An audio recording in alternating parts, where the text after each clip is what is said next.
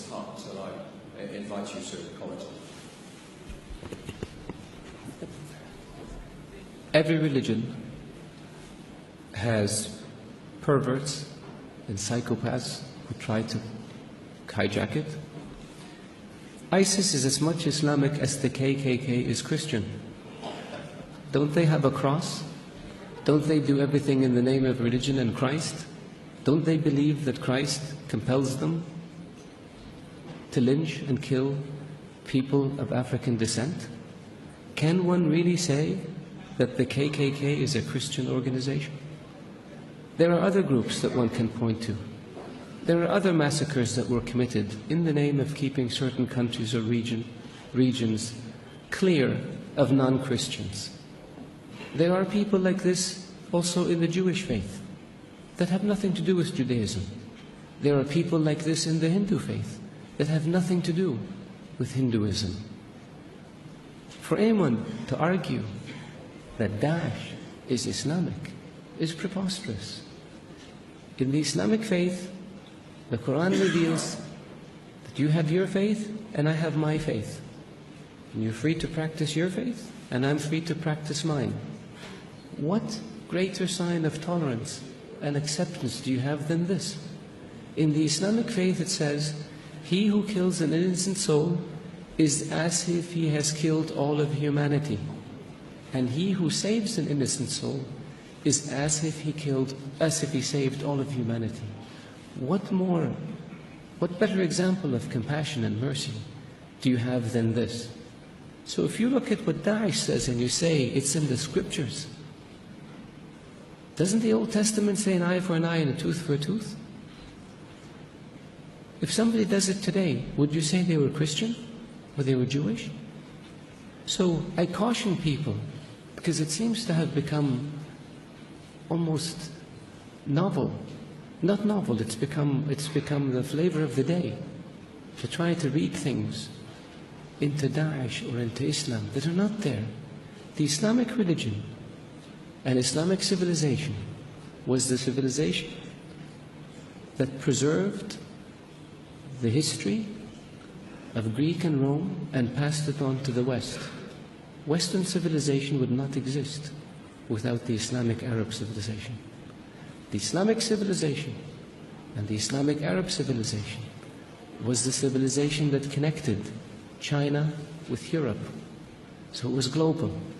The point I made early on about being an intermediate civilization, this is what I mean.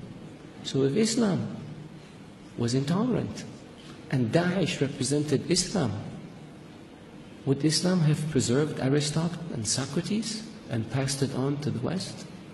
Would Islam have connected Eastern civilization with Western civilization? Of course not. So I urge you, all of you, to be careful when it comes to making generalizations or to accepting generalizations that have no basis in fact. Thank you. Thank you, Mr. Newton.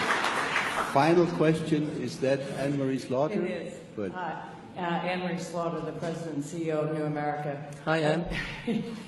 Thank you very much for addressing the issue of women in your country. I think you are right to see that this is an increasing issue for many in the world, that it should be addressed openly. I just wanted to make sure I heard you correctly, because what I heard you say was that there is nothing in your culture that prohibits that retards the advancement of women. Did I hear that right? What I was saying is that in our faith, when it comes to something, issues like women's driving, that this is not a religious issue, this is a societal issue. When it comes to issues like education, this is not a religious issue, this was a societal issue, but we dealt with it. And we went from no schools for women in 1960 to universal education to where today 55% of college students in Saudi Arabia are women. I can give you another statistic, but it would embarrass me as a Saudi male. More than 60% of graduate students in Saudi Arabia are women. Some of our top doctors and engineers and lawyers and business people are women. So the opportunities are there. It's not, the issue is one that is evolving, just like it is evolving in other countries. America, one of the world's great democracies, gained its independence, my mathematics is not very good, 220 years ago?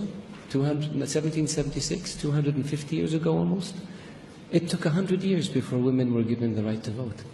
It took another 100 years before a woman was elected Speaker of the House. I'm not saying give us 200 years. I'm just saying be patient.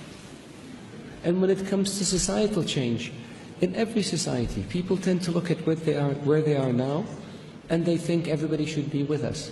Again, I will quote America, maybe because I spent so much of my life there.